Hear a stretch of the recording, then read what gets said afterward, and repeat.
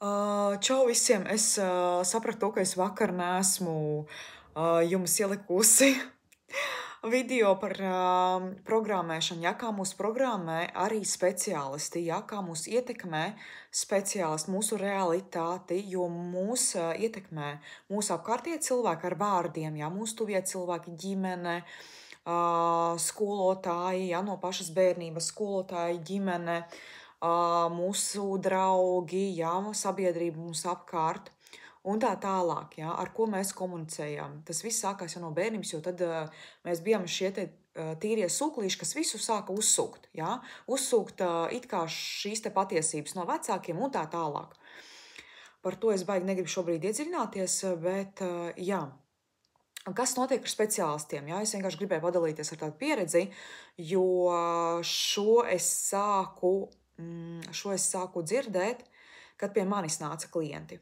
Jā, kad es pati sāku konsultēt 2022. gadā, ja es sāku konsultēt astroloģijā, un klienti pie manis nāca arī un padalījās.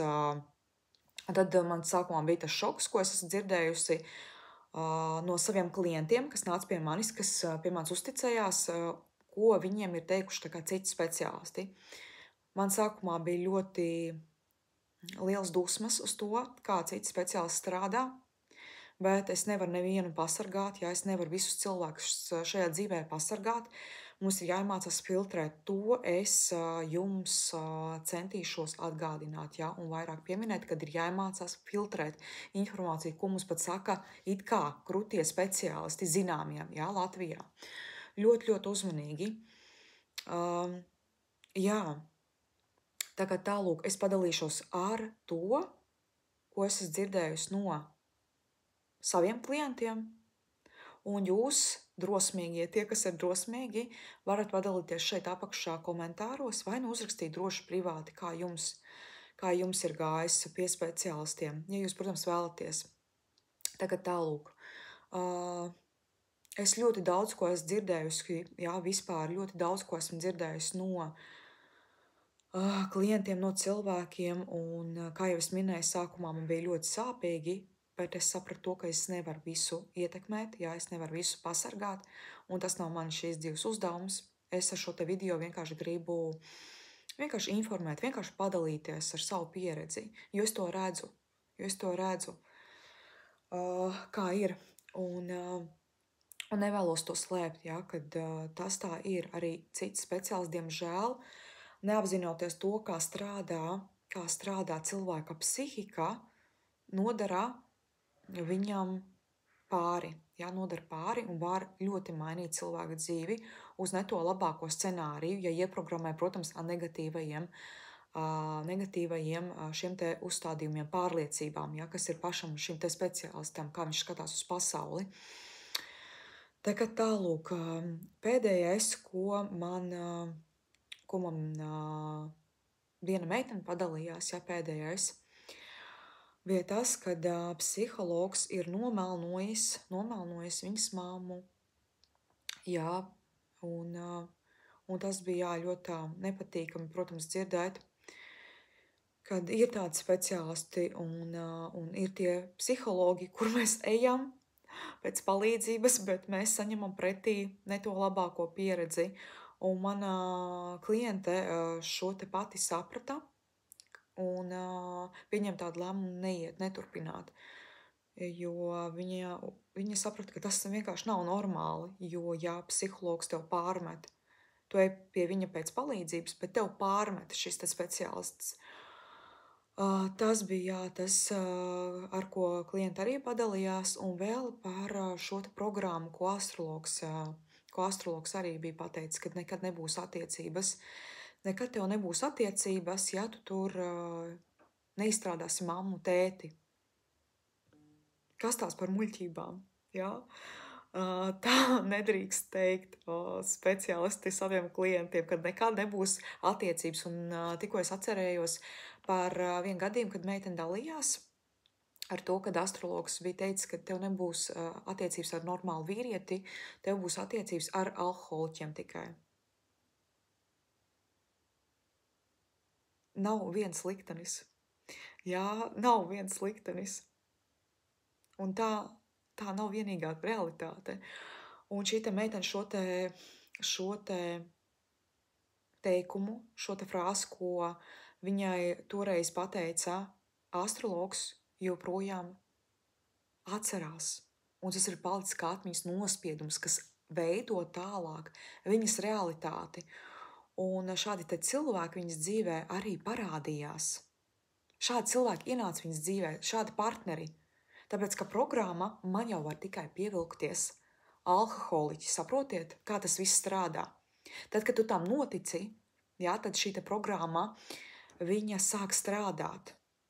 Un apkārtējie cilvēki ir aktieri mūsu programmām. Jā, apkārtējie cilvēki ir aktieri mūsu programmām, mūsu šīm pārliecībām, kas ir ieliktas mūsu galvā. Tāpēc ir ļoti uzmanīgi jāskatās vispār, ko mēs klausāmies, kādus cilvēkus, jā, kādus speciālistus, ko mēs tur scrollojot TikTokā ieliekam sevī, jā, ieliekam savā galvā. Tāpat arī kādas meditācijas mēs klausāmies. Nāk tāda vienkārši informācija, ko es uzreiz gribu jums nodot, jā. Kādas meditācijas mēs klausāmies. It īpaši uz nakti jābūt ļoti, ļoti uzmanīgiem, jo tas viss ierakstās, jā, un it īpaši uz nakti tas viss ierakstās, un pēc tam veidojas šīs jaunās programmas, jaunie neironi, kas atkal pievelk attiecīgos notikumus mūsu dzīvē. Tagad tālūk, vēl ko es atceros, jā, man tāda tuvā klientīte, mīļā klientīte bija dalījusies ar to, ka viņa bija gājusi bērnībā pie psihologa. Viņas ģimenē dzēra, jā, tētis. Viņas ģimenē dzēra tētis, un bija šī vardarbība ģimenē bērnībā. Tur bija viss kaut kas, un šī meitene, jā, mana kliente gāja pie psihologa, un šis psihologs, kā jums liekas, tajā vietā, lai palīdzētu šai meitenītei, viņa pateica to, ka viņa ir vainīga pie tā, kad tētis dzer. Saprotiet? Viņai bija 10, 12, kaut kur tā, jā, gadu, cik es atceros, kad klienta man teica, un viņa šo piedzīvoja pie psihologa. Kā jums šis scenārijs? Un kā jums liekas pēc tam? Kā veidos viņas dzīve, ja viņa pie visa vainoja sevi tēta alkoholismā? Protams, viņa atnāca pie manis, un mēs ar to visu tikām galā 2 seansos. Arī šai meitenei vairs nesāp mugura, jo tas bija arī viss saistīts ar to. Un pat šis tētis izmainījās. Un tas bija nesen, un man ir ļoti liels prieks par tiem rezultātiem, ko sasniedz mani klienti. Jā, mēs pastrādājam arī ar šo tēmu, un to, ko mēs dzirdam no citiem cilvēkiem, no speciālistiem, ļoti filtrējam, jā, ļoti filtrējam savā dzīvē. To, ko mēs dzirdam, to es gribēju pateikt ar šo video. Un ieklausieties sevī, jā, ieklausieties vairāk sevī, savā intuīcijā, un ja kaut kas tomēr, ziniet, kaut kāda pretestība ir,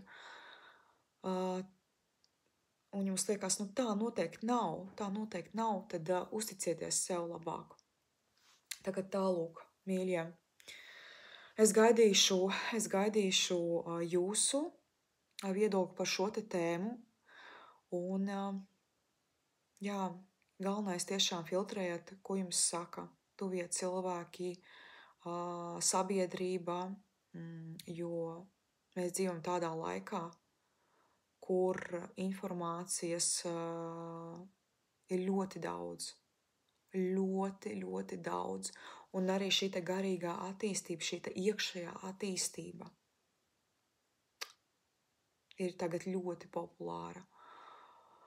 Un daudziem šīs te augstākās zināšanas, sakrālās zināšanas, kuras viņi izmanto pat ne tik labos nolūkos. Tāpēc ļoti filtrējam. Lai jums superīgs vakars. Jā. Kāds skatīsies varbūt mani no rīta, lai jums superīga diena. Un jā,